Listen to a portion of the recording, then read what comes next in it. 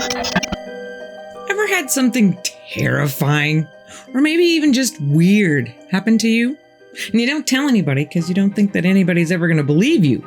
Well, today's stories come from our own InBetweener community, from people just like you.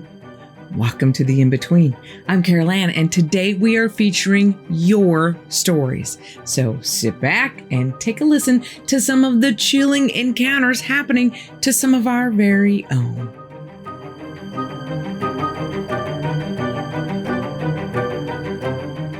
Clement and his dad lived on the Tohono O'odham Reservation in Arizona, and they need some wood to sell. Not a lot, just enough to put some food on the table and some gas in the truck. So they head out in Clement's dad's ancient 1970s Chevy pickup to a place in the reservation called the New York Thicket. This place has lots of mesquite trees ready for the picking and in high demand. So Clement and his dad spend the day filling the back of the pickup with wood, and they're just finishing up when the sun is starting to go down. As the mountain shadow settles over them, Clement notices that the air around them has become very still. The slight breeze that they'd had all day is gone. You know how when you travel down a dirt road on a very still day, the dust that's kicked up kind of hangs in the air like a fog for a long time, but if you watch it, eventually it kind of moves on. Well, this air has less movement than that. Completely still. In the distance, Clement hears what sounds like a scream. His dad stops, stares at the horizon, and tells Clement to get in the truck. He and his dad both scramble into the truck, and his dad starts pumping on the gas pedal, throwing out a few quiet but choice words, trying to get the truck to start. No good. They have to let it sit for another minute. Clement looks in the mirror to the area behind them and can see that the air has a thickness to it. And even though there's literally nothing there, Clement can see something within the air itself moving. He tells his dad, "I can see the air moving. Is that possible?"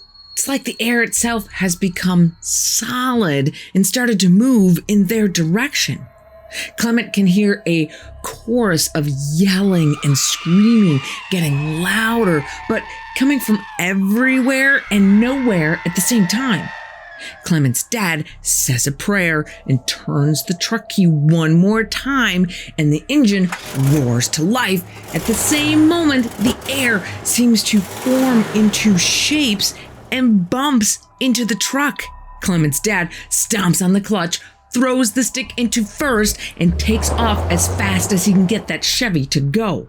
He pushes Clement's head down onto the seat between them and tells him, "Keep your eyes closed and don't look no matter what." And keep in mind, Clement is just a kid at this time, so he is just terrified. He can feel his dad drive the truck off the trail that they're on as he's making his own path through the woods, swerving to avoid trees and ditches, desperately trying to get to the 2-lane blacktop as quickly as he can. Clement can feel his father's panic just as much as he can smell the gas and the dust all around them. He starts crying. But he's not scared because his dad is obviously scared, or because he doesn't know what's going on, but because he does. This phenomena is very well known to Clement's people. They call it dead air. As soon as his dad hits the blacktop and can speed up, he lets Clement sit back up again. Clement looks out the back of the truck and can still see the dead air moving on its own. The reason that the New York Thicket has such an abundance of mesquite wood is because the people on the reservation don't go there. That area is not far from where the last ever battle between two Native American tribes, the Battle of Pima Butte, took place in the United States in 1857. The Quechan, Mojave, and Yuman troops were intent on wiping the Peepash tribe off the face of the earth. Under attack, the Peeposh people send a runner to call on their allies, the Akimo O'odham Clements people, who send 2,000 fresh warriors to fight with the outnumbered Peeposh. And together, they do some serious damage to fend off their attackers. But it is said that those who died in that battle have never given up the fight, that their spirits still haunt the land, occasionally manifesting as the dead heir, waiting to attack either the Peeposh or the Akimo O'odham people, still trying to finish the fight.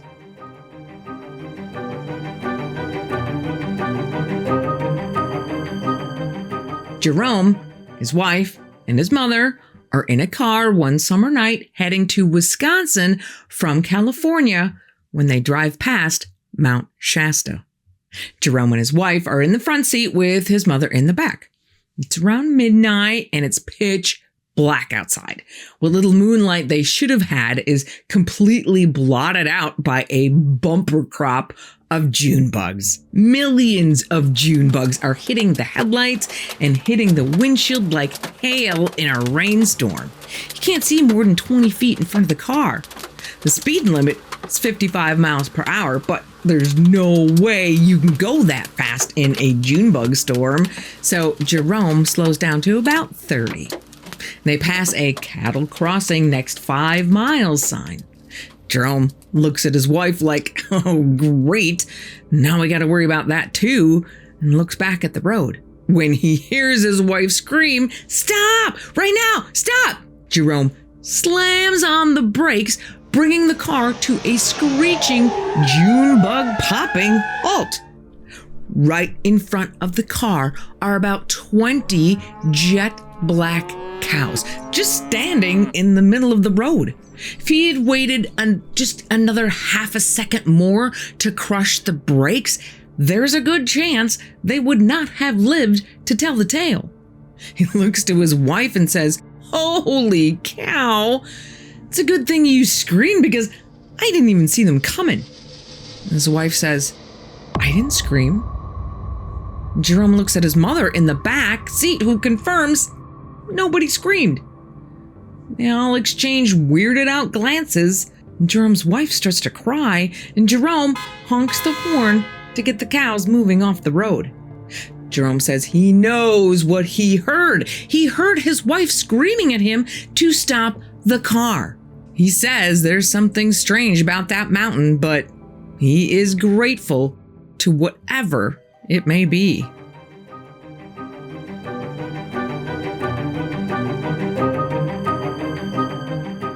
Dan grew up in the 70s and 80s on a farm in the Midwest and had a normal childhood until he turns 14.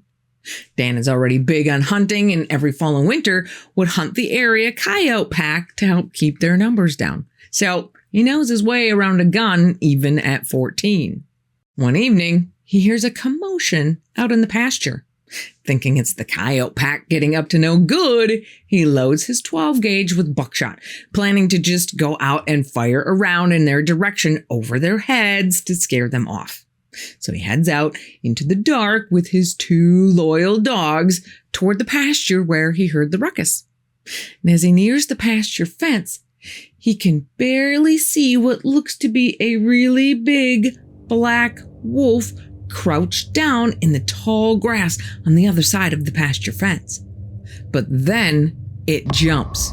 Dan's blood runs cold when in one jump, it not only clears the fence, but lands about 20 feet closer on Dan's side of it. It charges at him, alternating between 2 legs and 4, which makes it look like a toad, which just freaks Dan out even more. What is this thing? The only thing that pops into his head is that it must be what people call a hellhound. His dogs are going nuts trying to protect him, and this thing is closing in fast. Fast enough that Dan decides he doesn't have time to aim from the shoulder, so he lets off a round from his hip. Then he fires another round that hits the beast square in the chest. The direct hit sets the beast back a bit, but without missing a step, it turns 90 degrees and keeps running off into the darkness. Dan's muscles give way all at once, sending him to his knees as his dogs continue to circle around him, barking and growling, never leaving his side. All is quiet for a couple of years. Dan turned 16 and can now drive. So he loads his dogs up into the truck and heads out into the woods one night to his favorite riverbank hunting spot to do a little coon hunting. Parks the truck, gets out, lets the dogs out, and immediately hears growling and screaming that sounds like an animal fight. Dan's oldest dog pees on the ground right in front of him and slinks off to hide under the truck. When Dan sees what looks to him like King Kong bend down and pick up the same kind of huge wolf thing he saw 2 years earlier and throws it against a tree. The wolf, or what he would later learn is a Dogman, bounces off the tree and falls into the river. King Kong then reaches up about 16 feet, rips a branch that's about 8 inches in diameter off the tree, turns it around and is holding it like a club, jumps down the riverbank and takes off in the same direction that the Dogman is headed. And just like that, both beasts are gone. Later in life, Dan would become close to an Indian woman who is friends with his mom, and because she has no kids herself, kind of takes Dan and his siblings in as her own. By this time, Dan has actually heard about Bigfoot and Dogman and knows that they are the beasts he saw both of those nights. She tells Dan stories of Bigfoot, or what her people call the wild people. Interestingly enough, her people have never heard of a Dogman either, leaving Dan to wonder if they're perhaps some kind of modern creation. Anyway, Dan actually has a few more sightings of Bigfoot, who he just calls Big Boy, in his area, though nothing nearly as dramatic and with years in between. But over those many years, Dan has learned that when Big Boy comes around, everything in the woods goes quiet. So he knows if the woods are quiet, don't go in there.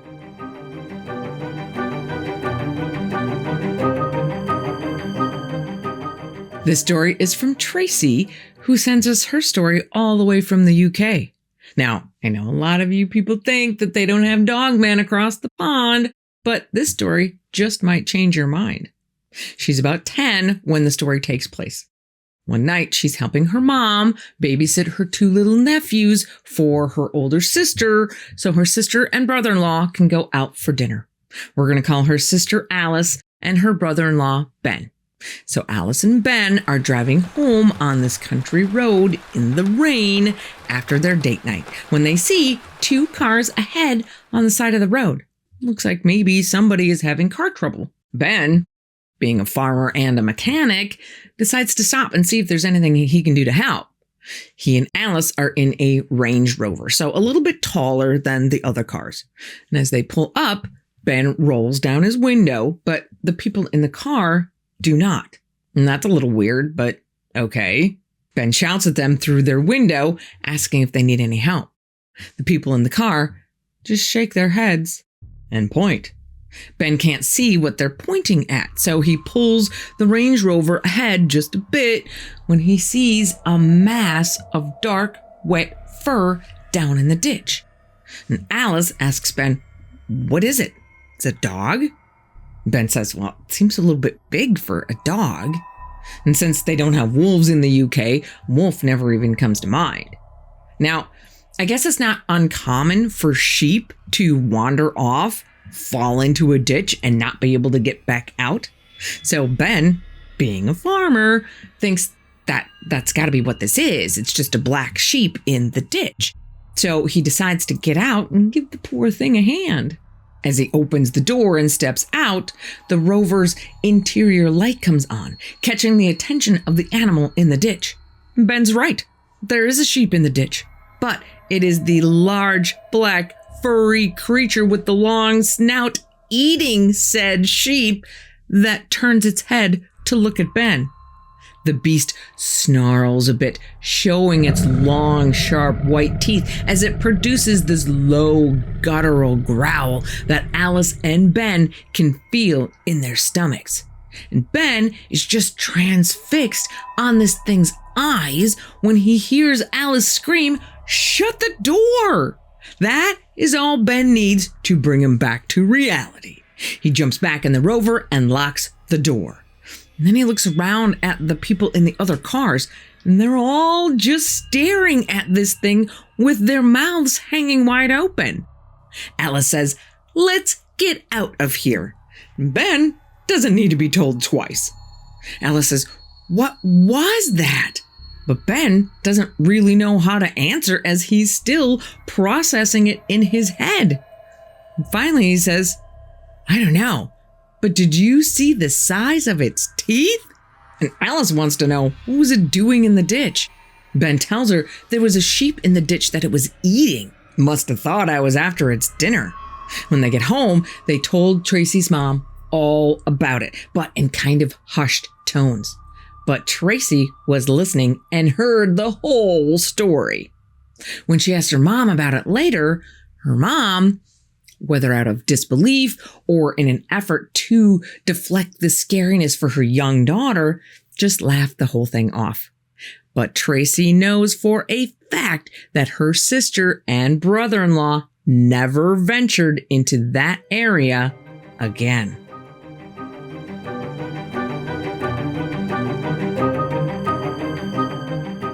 When Katie's just 4 years old, she takes a trip with her dad from where she lives in Pullman, Washington, to see her brother in college all the way across the state in Vancouver, Washington. It's a pretty long trip when you're 4. And before you know it, it's time to get back in the car and go home. She and her dad are traveling at night on the trip back, but this is the 70s when a kid can actually lie down on the back seat and go to sleep. So that's what she does. Car rides are nice and quick when you're sleeping, and Katie's dad pulls into the driveway in seemingly no time at all. It's still night outside, and she's only 4, so Katie goes into the house and goes straight to bed, thankful for the chance to see her brother and for an uneventful trip home. Except that's not really what happened.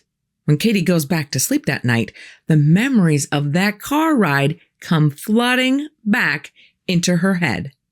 She'd been sleeping on the back seat of the car, but she wakes up when she feels the car start to slow down. And there's a yellow light shining down on her from something hovering above the car. She sits up and looks at her dad to see him falling asleep at the wheel. However, she can see that the wheel is still moving, like something else is in control of the car. Katie starts crying and shaking her dad, yelling his name to try to get him to wake up as the car kind of slows to a crawl and then stops. The light that had been above the car is still moving, and Katie watches it through the window and sees it land on the ground not far from the car.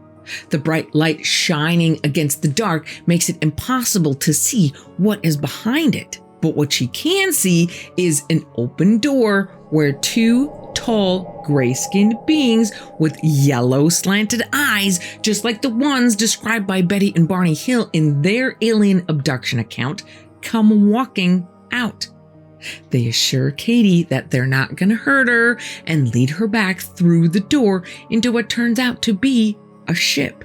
The inside is a super pale blue, almost white, with a window that goes all the way around and blocks of the same kind of material coming up from the floor for seats. They take her to a room behind a wall to examine her.